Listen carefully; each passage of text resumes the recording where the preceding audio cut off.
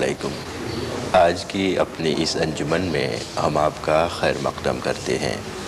ویسے ہمارے لیے واقعی باعث مسرت ہے کہ آج کی اس انجمن میں ہمیں سنی رضوی سوسائٹی انٹرنیشنل، سنی رضوی اکیڈمی پورٹ لوئی اور سنی رضوی عیدگاہ کے بانی و سرپرست مولانا حافظ الحاج محمد ابراہیم خوشتر صدیقی قادری رضوی سے شرف ملاقات حاصل ہو رہا ہے۔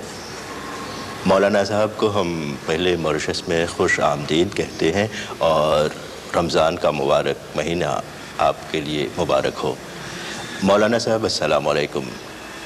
سب سے پہلے ہم آپ سے یہ درخواست کریں گے کہ آپ ہمیں رمضان کا پیغام پیش کریں۔ رمضان مقدس کی آمد ہو چکی ہے۔ رب کریم کا ارشاد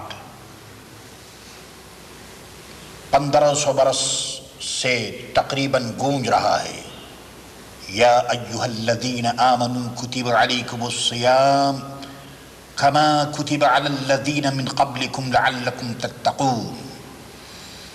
اس آیت کریمہ میں رمضان کا حکم دیا گیا اور رزلٹ نتیجے سے آگاہ کیا گیا، فائدہ بتا دیا گیا۔ پیارے بھائیوں، پیاری بہنوں، ملت اسلامیہ کس قدر خوش نصیب ہے۔ 1 سال کے انتظار کے بعد ہم نے رمضان مقدس کا استقبال کیا۔ رمضان کی آمد ہوئی۔ مبارک ہو ان لوگوں کو جو رمضان کے لیے ذہن کے اعتبار سے، فکر کے اعتبار سے، ایکشن اور عمل کے اعتبار سے تیار ہیں اور روزہ رکھ رہے ہیں۔ میں صرف رمضان کے سلسلے میں اتنا عرض کرنا چاہوں گا، رمضان کے سلسلے میں قرآن نے صیام کہہ کر رمضان کے فوائد سے ہمیں آگاہ کیا۔ صیام کیا ہے؟ رک جانا۔ کس سے؟ ہر اس چیز سے رک جانا جس سے اللہ نے روکا، اس کے رسول صلی اللہ تعالی علیہ وسلم نے روکا۔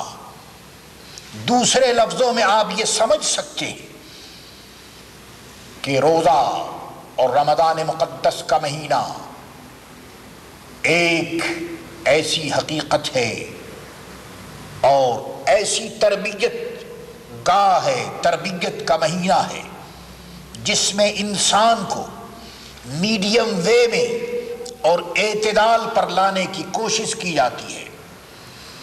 لڑائی جھگڑے سے رک جاؤ، ایک دوسرے کو تکلیف پہنچانے سے رک جاؤ، ہر اس کام سے رک جاؤ جس سے انسانیت کو، ہیومن بینگ نیچر کو تکلیف پہنچتی ہے۔ آپ اچھی طرح جانتے ہیں کہ ایک انسان سر سے پاؤں تک اپنے ایکشن کے اعتبار سے قوم کے لیے، ملک کے لیے، مذہب کے لیے پیسفل بھی ہو سکتا ہے اور ڈریڈفل بھی ہو سکتا ہے، اچھا بھی ہو سکتا ہے، برا بھی ہو سکتا ہے۔ رمضان مقدس نے ہمیں تعلیم دی، اپنی آنکھوں کو کنٹرول میں کرو، اپنی زبان کو کنٹرول میں کرو، اپنے ہاتھوں کو کنٹرول میں کرو، کھانے پینے کو کنٹرول میں کرو۔ یہ کنٹرولنگ پاور کی تعلیم رمضان اس لیے دے رہا ہے کہ ہم اس کے عادی ہو جائیں اور آنے والے 11 مہینوں میں اسی پر ہم عمل کر کے اپنی قوم کے لیے، اپنی ذات کے لیے، اپنے ملک کے لیے اور دیش اور سماج کے لیے ہم رحمت اور محبت ثابت ہو سکیں۔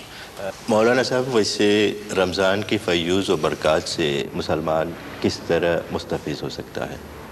آپ اچھی طرح جانتے ہیں کہ رمضان یہ صرف فیتھ نہیں ہے، فیتھ کے ساتھ ساتھ ایکشن کا نام ہے، عمل کا نام ہے۔ جیسا کہ میں نے عرض کیا کہ ہر چیز رمضان ہمیں اس کی تعلیم دیتا ہے کہ ہم اس کو عمل میں لائیں، اور عمل میں لانے کا طریقہ آپ اچھی طرح جانتے ہیں کہ ہر چیز کو رمضان مقدس نے ان کنٹرول کرنے کی ہمیں تعلیم دی. یعنی ہمیں بتایا کہ ہمارے رائٹس جو ہیں، مثلا ہمیں ہاتھ سے کیا کام کرنا ہے، منہ سے کیا کام کرنا ہے، کھانے پینے کے سلسلے میں ہمارے کیا طریقے ہونے چاہیے، اور کس وقت سے کس وقت ہمیں کھانا ہے اور کس وقت سے کس وقت تک ہمیں نہیں کھانا ہے. دوسرے لفظوں میں یہ سمجھ لیجئے کہ اللہ اور اس کے رسول کی جانب سے ہماری ڈیوٹیز کیا ہیں، اور یہ ڈیوٹی کامن ہونی چاہیے. یہ نہیں کہ رمضان اگر آ جائے تو ہماری یہ ڈیوٹی ہے اور رمضان کے بعد نہیں. رمضان میں ہمیں اس کی تعلیم دی کہ تم المائٹی اللہ، قادر مطلق جو اللہ ہے، اس کی جانب سے تمہاری ڈیوٹیز کیا ہیں. جب انسان اللہ کے فرمان پر عمل کرے گا اور اس کی جانب سے ہماری ڈیوٹی جب اس پر عمل کرے گا، تو پھر وہ یہ دیکھے گا کہ اس کے گھر والوں کے فرائض اس کے اوپر کیا عائد ہوتے ہیں، پڑوسیوں کے کیا حقوق ہیں، ملک کا کیا حق ہے، دیش کا کیا حق ہے، سماج کا کیا حق ہے. یہ ساری ڈیوٹیز ہیں. اور رمضان ڈائریکٹ یا انڈائریکٹ ہمیں اس کی تعلیم دیتا ہے کہ تم اپنی ڈیوٹی جو اللہ نے تمہیں دی ہے، تم اپنی ڈیوٹی کو پوری ادا کرو. اور ایک اچھے مسلمان کے لیے، ایک اچھے انسان کے لیے ضروری ہے کہ وہ اپنی پوری ڈیوٹی ادا کرے. مولانا صاحب، یہ رہی رمضان کے سلسلے میں چند مفید باتیں. ویسے حال ہی میں آپ ماریشس تشریف لائے ہیں. اس سے پہلے آپ ہمیں اپنی سرگرمیوں کے بارے میں ذرا وضاحت سے کچھ بتائیے. آپ اچھی طرح جانتے ہیں کہ میرا بھائی اپنا حال یہ ہے کہ کس گھر میں تم ملو گے بتا دو وہ گھر مجھے، دنیا لیے پھرے ہے ادھر سے ادھر مجھے. میرا حال تو یہ ہے کہ سالوں گزر گئے، اور آپ کو یہ سن کر اور سننے والوں کو یہ سن کر خوشی ہوگی کہ سنی رضوی سوسائٹی انٹرنیشنل کا ہیڈ آفس یعنی ماریشس اس سال اپنا سلور جوبلی منا رہا ہے.